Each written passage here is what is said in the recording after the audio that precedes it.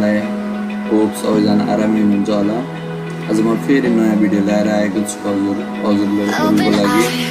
आजको यस भिडियोमा हामी चाहिँ म्यानेज ओल्डर एमएस एक्सेलमा हजुरको इम्पोर्टेन्ट फाइलहरू हुनसक्छ र त्यो फाइललाई सिक्योर गर्न कसरी त्यो फाइलमा पासवर्ड राख्ने त त्यो कुरा म सिकाउन गइरहेको छु।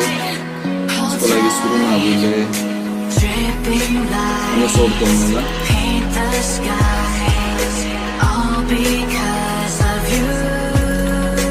मैले चाहिँ यो फाइलको पेजलाई चाहिँ म लग गरेर पासवर्ड राखेर देखाउन गइरहेको छु। फाइलमा जानु होला, इन्फोमा जानु प्रोटेक्ट डकुमेन्टमा गएर जिप विथ पासवर्डमा गएर यहाँ पासवर्ड आउनु होला। 1 2 3 4 राखेको छु। यो सेन्टर गर्नु होला।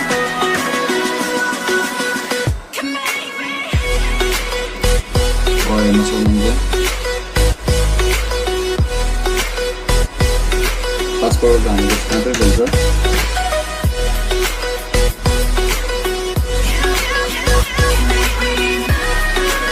अब त्यसै गरी एक्सनमा पनि त्यस्तै हो।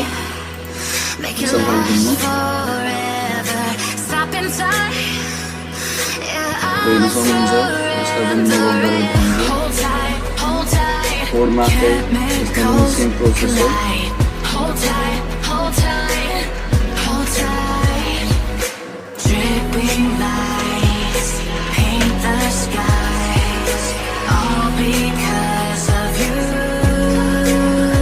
सेभ गरिदिनु।